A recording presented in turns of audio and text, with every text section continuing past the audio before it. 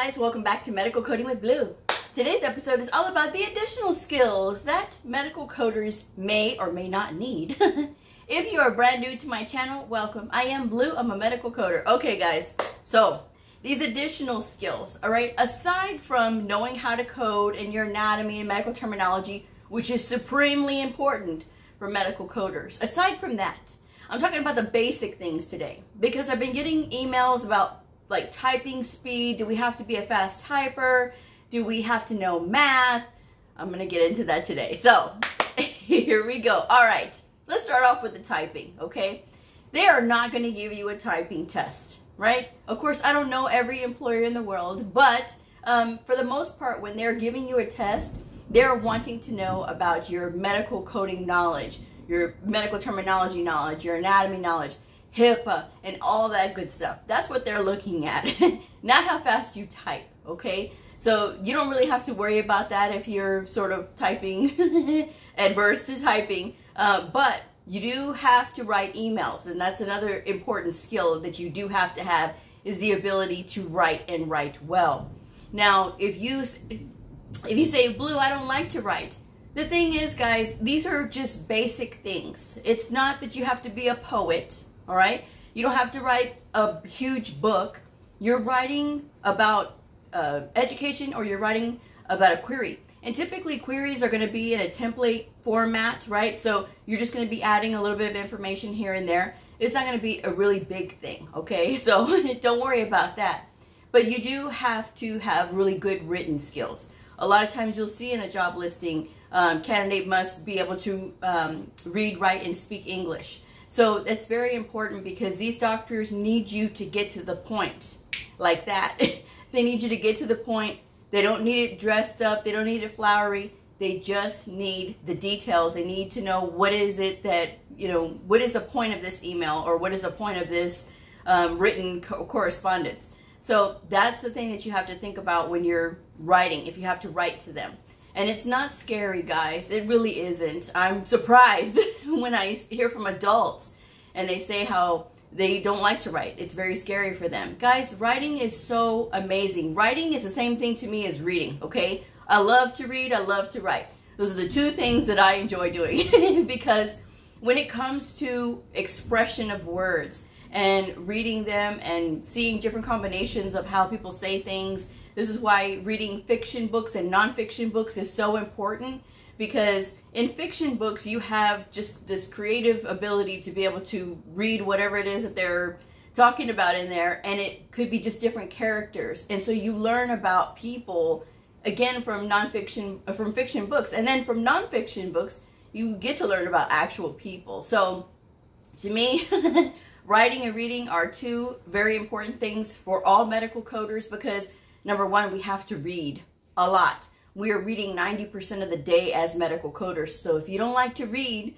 you may want to think of another field to get into, because medical coding, that's all we do is read. And I get messages from people who say, Blue, I don't like to read.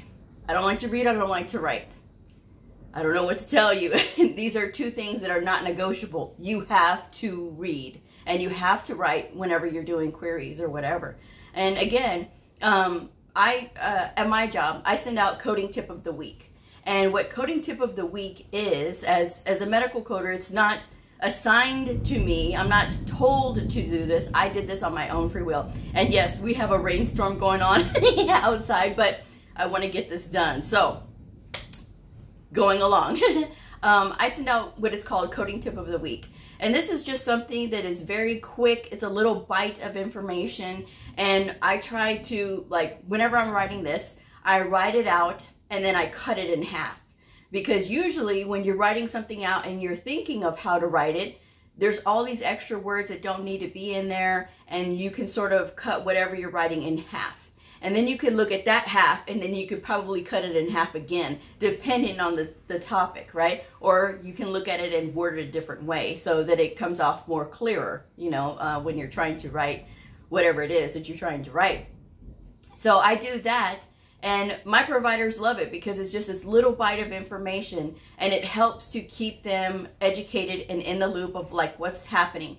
If there's an update, I'll do a coding tip of the week. if I'm seeing a trend with some of them, and by some I mean like 2 or 3, and that's all you need is 2 or 3 to start going rogue on you, and you have to like remind everybody else, okay, no.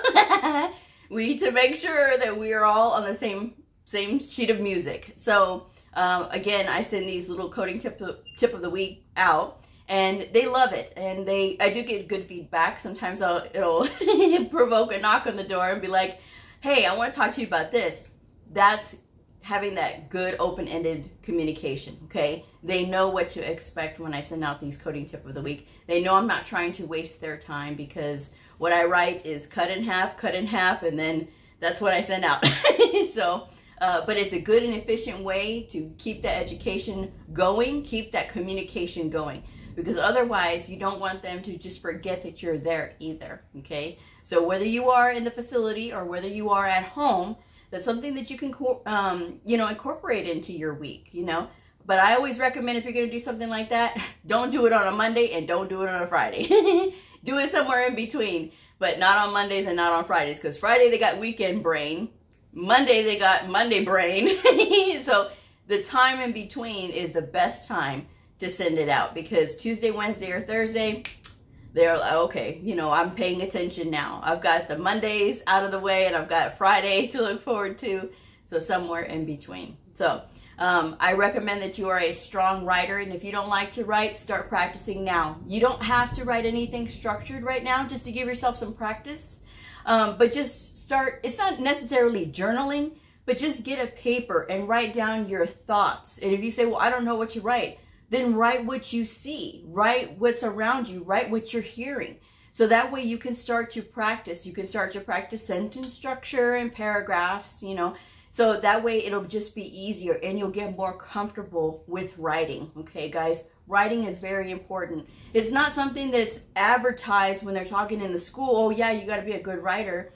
And it's certainly not something that's required when you're looking on the AHIMA or the AAPC website, where they say the skills that you have to have, or what you do need in order to start learning medical billing and coding, like a high school diploma or a GED. But this is just one of those things that if you're not already writing, or if you don't know how to write, or if you don't like writing, now would be a good time to start getting into that, okay? And again, it's just something that's going to take some time, especially if you're not used to writing, okay? And this is only if you need to do written correspondence, because it's going to do 2 things. It's going to make you more confident with writing, and it's also going to get you more comfortable with typing, okay? So if you're worried about, not typing fast, you're going to get faster at typing if you are writing out, like, whatever, So just something for you guys to think about, okay? So reading is important. Writing is important. Math. This is another question I get a lot of. Blue, do I have to be really good at math? And I will get some people who send me messages in a full-on panic because they don't like math, and they heard that medical billing and coding has math, and now they're wondering, did they get into the right field or not? Relax. The math that's involved in medical coding is very minimal. It's more the billers that are doing a lot of the math. And that math is really basic.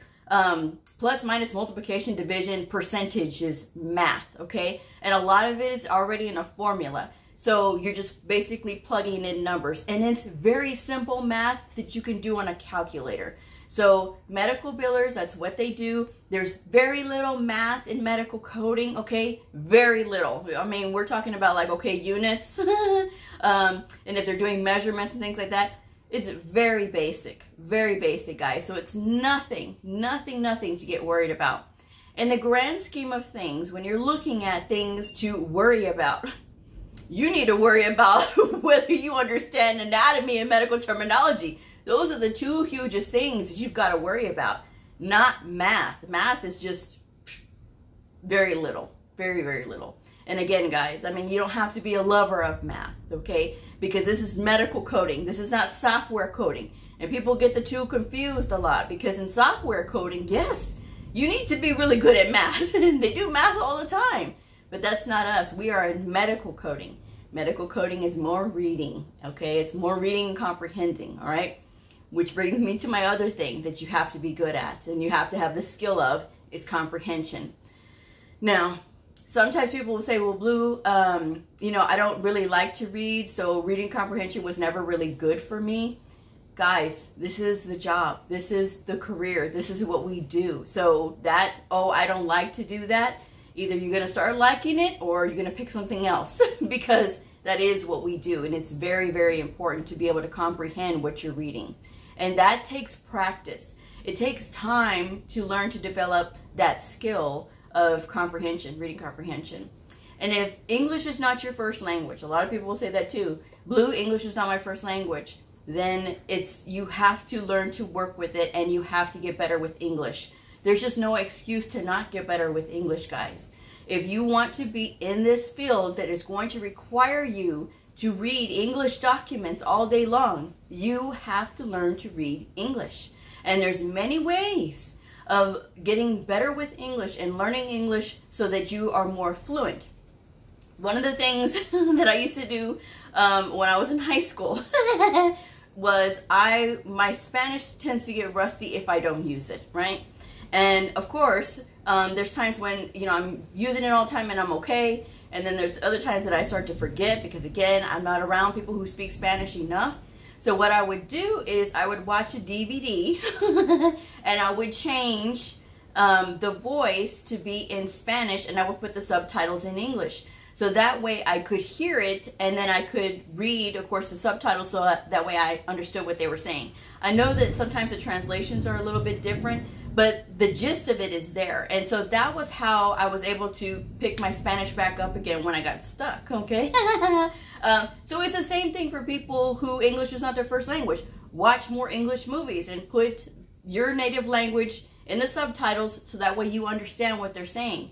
And work on your speech as far as like your accent and things like that. There's a lot of videos on YouTube about accents because for some people they have a very thick accent and it's something that can be worked with. Again, there's so many resources on YouTube that you can watch that will make it much easier for you to communicate, okay? So again, it's just so that way you guys have better skills when you're getting out there and, you know, you're not gonna run into this thing of, well, you know, I can't understand them, I can't understand what they're saying and that kind of thing. I mean, they already say they don't understand what medical coders say because when we speak medical coder, yeah, they get confused. So again, guys, you don't want to make things harder on yourself. This is about making things easier for you. And again, it's not to be personal or anything like that or, you know, oh, you know, no, it's not that. It's so that you are prepared because these doctors, they're going to be looking at everything that you do so that way they can either take your advice or not take your advice, right?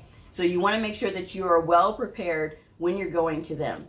I've seen coders who send emails to providers that are just not very well written. And then these coders don't understand why these providers don't want to talk to them. And so when they're like, well, Blue, I need help.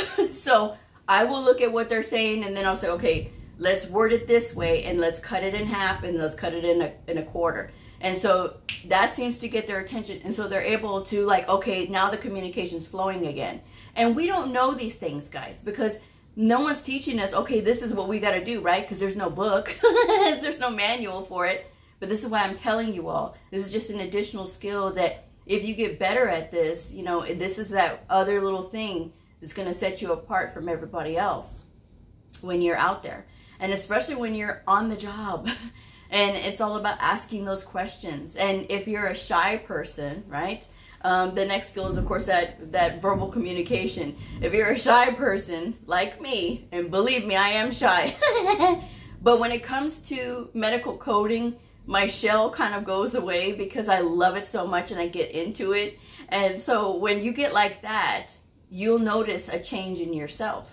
But you have to be willing to get yourself to that point of, I don't understand this. This is what I looked up. And then when you go talk to your lead or you talk to your supervisor, I found this, this, and this, but I still don't understand what this is trying to say. They will then say, okay, well, this person has, you know, communicated that they've done their research, which is the great thing for all new medical coders to know how to do is your research, okay? coding clinic, CPT assistant, Merck manual, guidelines, anything and everything you can get your hands on. That's what you got to do. But communicating that you have looked up this stuff and this is what you have, but it still doesn't make sense, is going to go a lot further than somebody who says, I don't understand this. And I want everybody to help me and spoon feed me and try to get the answers because I don't want to look them up. You're not going to go very far if you do that, guys. Okay, so you want to make sure that you are being proactive. Be proactive and learn to use your voice, guys. Because we, as veteran medical coders, don't know if a new medical coder is struggling. The only way we're going to know is if you say. Because you certainly don't want your actions, which is like the codes that you're selecting, to be the one talking for you, okay? You need to speak for yourself. And you need to be the one to say, I don't understand this, I don't understand this, you know? But here's what I looked up, so that way, you know, I can show that I'm putting in the effort to learn this, you know? That's the important thing, guys. Communication is so key when you're a brand new medical coder, and that's a very important skill to have. So let's recap here. Reading, writing, communicating, very important skills to have. Math, basic math, guys, basic math, nothing to worry about, math, okay? And typing, okay?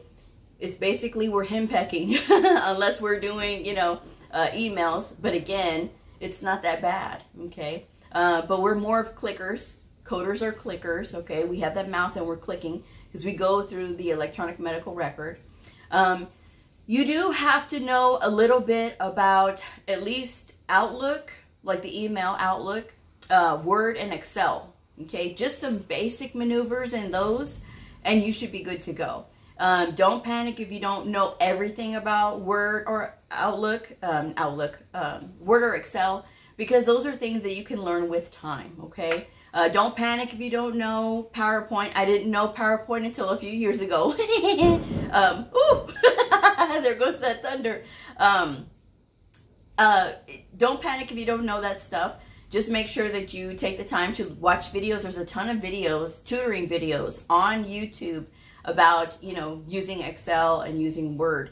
And again, these are just very basic things that you have to learn when it comes to that kind of stuff. So yes, some of the most important things that you have to know as a medical coder. Additionally, from, of course, the coding. But in time, you'll learn about the importance of being assertive when you speak, not apologizing. Now, before I wrap this up, because that thunder is getting louder outside, don't apologize. That's the thing I'm going to say to wrap this up. Do not apologize. That's one of the number one things. It's my own personal pet peeve, is when I hear somebody say, I'm sorry, and then they say whatever. You know, oh, I have a question. I'm sorry, I have a question. It doesn't make you look demure. It doesn't make you look like, oh, let me help this person. It can get annoying very quickly, okay? So you want to make sure that you're not putting off that vibe of, oh, you know, I'm very unsure of myself, so I'm always saying, I'm sorry, I'm sorry. You should only say you're sorry if you've done something wrong to somebody. That's the only time you should say, I'm sorry. Other than that, you should say, I have a question. Do you have a quick minute? That's it. Okay, if they don't, great, I'll come back at a later time. That's fine, guys. Just don't apologize. And I know for some people it's very difficult because they're so used to apologizing. They throw an apology on everything and they think it makes them look sweet, and it doesn't, guys. It just makes, it diminishes what you're about to say, and it diminishes that communication that you could be building with that provider or with your coding manager or with another coder, right?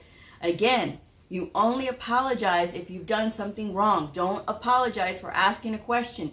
Don't apologize because you're unclear on something. Ask for clarification. That is okay.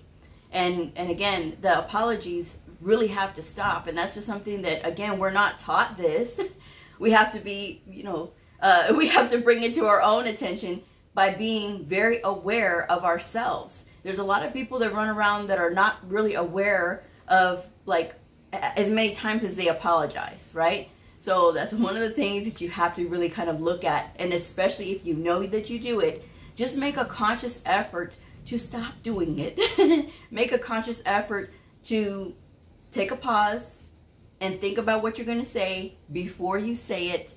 And then you can go on and communicate from there. Because trust me, you're going to go a lot further being more direct and clear with what you're saying than being unsure. I'm apologizing. Oh my gosh, I'm so sorry. Guys, we're all adults, okay? So this is my advice anyway. And again, I want you guys to be set up for success. I don't want you all to be out there like, oh my gosh, what do I do? Because you're already going to feel like that. There's no need for you to not know the skills that you need to have to like build it now. And watch those videos on YouTube about building your confidence when you're in the business world and when you're around your coworkers. Watch those videos because they're pretty good. You know, it's all about taking a different perspective, a different approach. And I learned this when I went through the Arbinger Institute training. Oh, that changed everything for me because then I learned that it's not me, okay? It's about the other person, because a lot of people will worry about what other people think about them. And in actuality, the people are more worried about themselves than worried about you. I'm just saying. So with that said, I'm going to go ahead and wrap this one up. I hope you guys have a great weekend. If this video helped you, I hope that you will like, subscribe, and share, and I will see y'all next time. Bye.